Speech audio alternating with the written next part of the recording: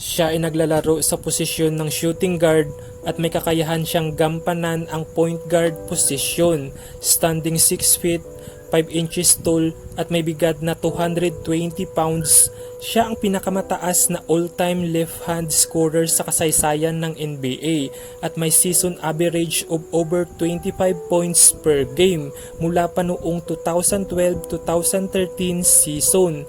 Siya ay tinuturing na isa sa pinakamaraming nalalaman at mapanganib na scorers sa NBA. Pinangalanan siya ng ESPN bilang ikalimang pinakamahusay na shooter sa NBA sa buong dekada ng 2010. Nagtataglay siya ng isang malawak na hanay ng mga nakakasakit na paggalaw, dalawa sa pinakatanyag sa kanya, ang kanyang hakbang sa Euro at ang kanyang step back jumper. Pero bago nating pag-usapan yan ay huwag kalimutang mag-subscribe at pindutin ang notification bell para ma-updated ka pa sa future upload natin. Ano pang hinihintay mo? Tara na!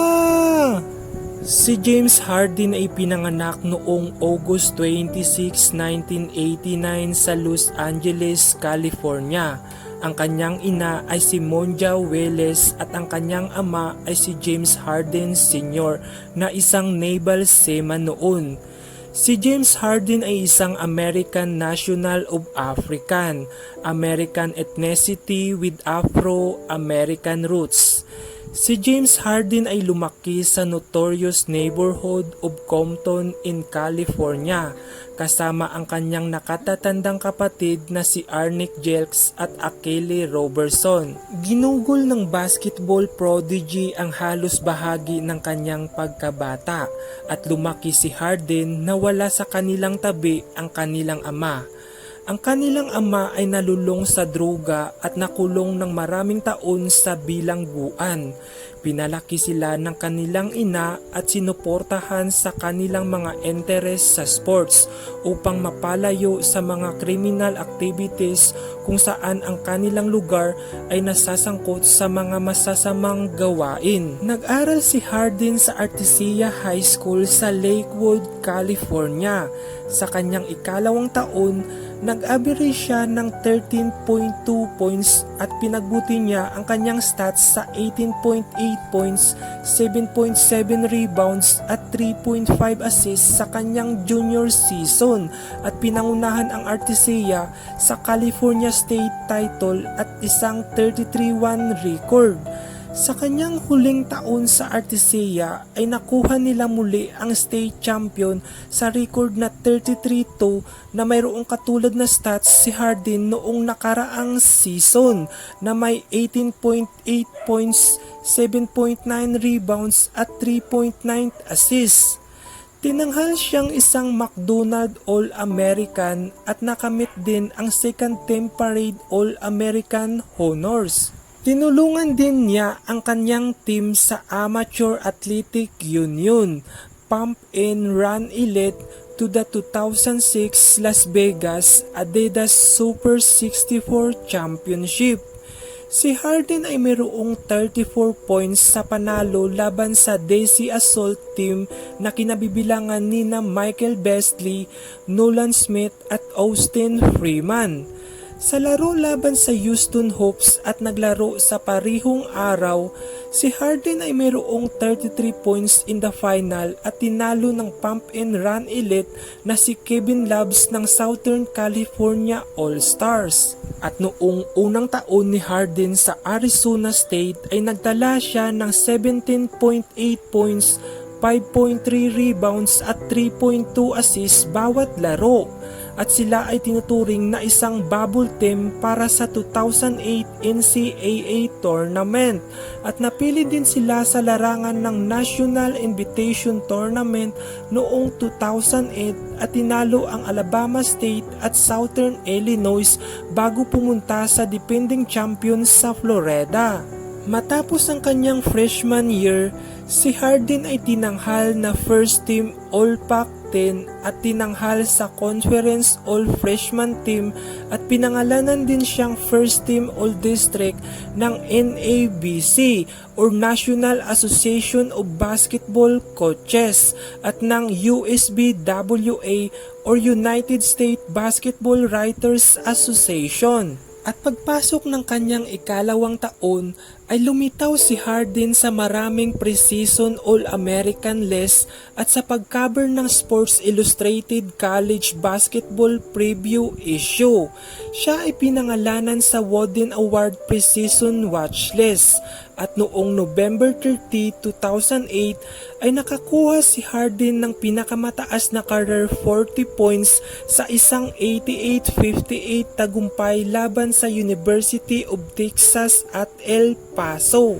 Natapos ni Harden ang kanyang sophomore campaign na may average na 20.1 points, 5.6 rebounds at 4.2 assists. Pinangalanan siya sa 2009 All-Pac-10 Tournament Team kasunod ng pagkatalo ng Arizona State ng USC sa Staples Center. Si Harden ay tinanghal na Pacific 10 Conference Player of the Year at pinangalanan din siyang Consensus All-American. At pagkatapos ng pagtatapos ng season ay idineklara ni Harden ang pagsali sa 2009 NBA Draft. Napili si Harden sa 3rd overall pick in the 2009 NBA Draft by the Oklahoma City Thunder. Naitala niya ang pang-apat na pinakamataas na 3-point percentage sa kasaysayan ng NBA para sa isang player na wala pang 21 years old sa panahon ng 2009-2010. Kumonekta siya sa 7 straight 3-point field goals sa larangan sa loob ng dalawang laro na naitala ang most consecutive 3-point na ginawa ng isang rookie na nag-post siya ng season high 26 points laban sa Golden State Warriors noong December 7, 2009. Kasunod nito ay pinangalanan siya sa NBA All-Rookie Second Team. Sa panahon ng 2010-2011 ay umiscore siya ng 10 plus points on 54 occasions kasama ang isang season high na 26 points laban sa Phoenix Suns noong March 6, 2011. Nag-average si Harden ng 16.8 points, 4.1 rebounds at 3.7 assists sa 62 games during the lockout shortened in 2011-2012 season at natanggap ang NBA Sixth Man of the Year Award. Tinulungan ni Harden ang Thunder na maabot ang 2012 NBA Finals na kung saan sila ay natalo sa 5 laro sa Miami Heat. Sa panahon ng 2012 free agency period ay tinangka ng Oklahoma City Thunder na pirmahan si Harden sa 4 na taong extension ng kontrata na nagkakahalaga ng $52 million hanggang $55 million. Ngunit sinabi ni Harden na bigyan siya ng oras para makapag-isip at kalaunan ay sinabi niya na hindi siya sumasang-ayon sa contract extension. Si Harden ay na-trade sa Houston Rockets noong October 27, 2012 kasama sina Daquan Cook, Cole Aldrich at Lazar Hayward kapalit nina Kevin Martin, Jeremy Lamb at 2 first round pick at second round pick. Ang general manager ng Rockets na si Daryl Morey ay tinawag si Harden na pundasyon, player at inaasahan na siya ang magiging featured player ng Rockets sa kabila ng dating gumaganap na sumusuporta sa likod nina Kevin Durant at Russell Westbrook. Inirehistro niya ang unang triple-double ng kanyang career noong February 2, 2013 laban sa Charlotte Bobcats na nagtala ng 21 points, 11 rebounds at 11 assists.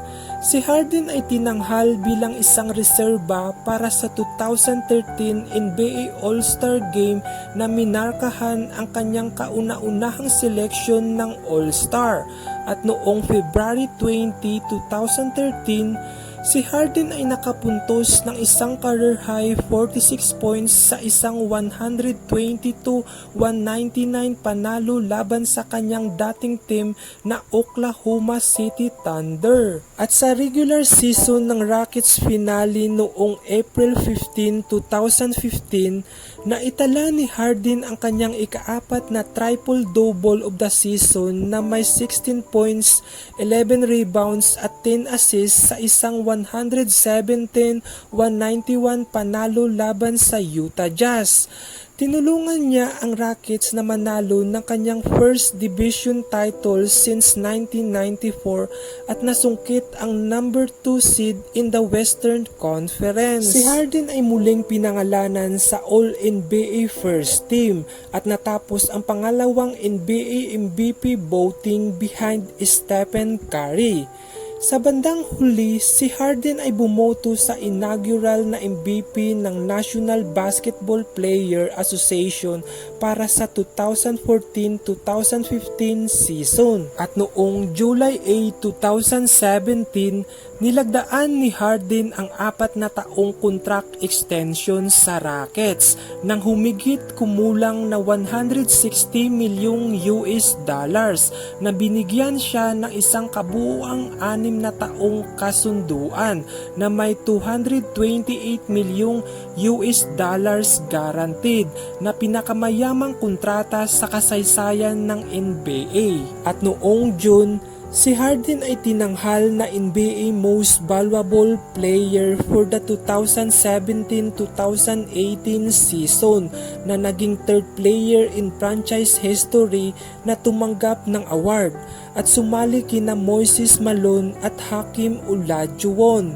Sa buwan ding iyon, siya ay binuto ng MVP ng National Basketball Player Association for the 2017-2018 season na nakamit ang karangalan sa pangalawang pagkakataon. Natapos niya ang isang dekada bilang nangungunang scorer ng NBA na may 19,578 points going back to January 1, 2010 sa kabila ng pagsisimula ng kanyang karera bilang 6 months sa Oklahoma City Thunder. Napili siya sa 8 consecutive All-Star Game bilang backcourt starter kasama si Luka Doncic. Siya ang naging league scoring champion ng liga para sa 3rd season in a row at ang league leader in total steals. Siya rin ay naging finalist para sa parangal sa MVP at hinirang na all-seeding first team ng NBA. At ito ang career highlights at awards ni James Harden. NBA Most Valuable Player, 8 times NBA All-Star, 6 times All-NBA First Team, All-NBA Third Team, NBA Six-Man of the Year, 3 times NBA Scoring Champion, NBA Assist Leader, NBA All-Rookies Second Team, Consensus First Team All-American, Pac-10 Player of the Year, 2 times First Team All-Pac-10, number 13 retired by Arizona State Sun Devils, at Second Team Parade All-American. At yan ang kwento ni James Harden. At kung nagustuhan nyo ang aking video ay huwag kalimutang mag-like at mag-subscribe at hanggang dito na lang. Salamat at paalam!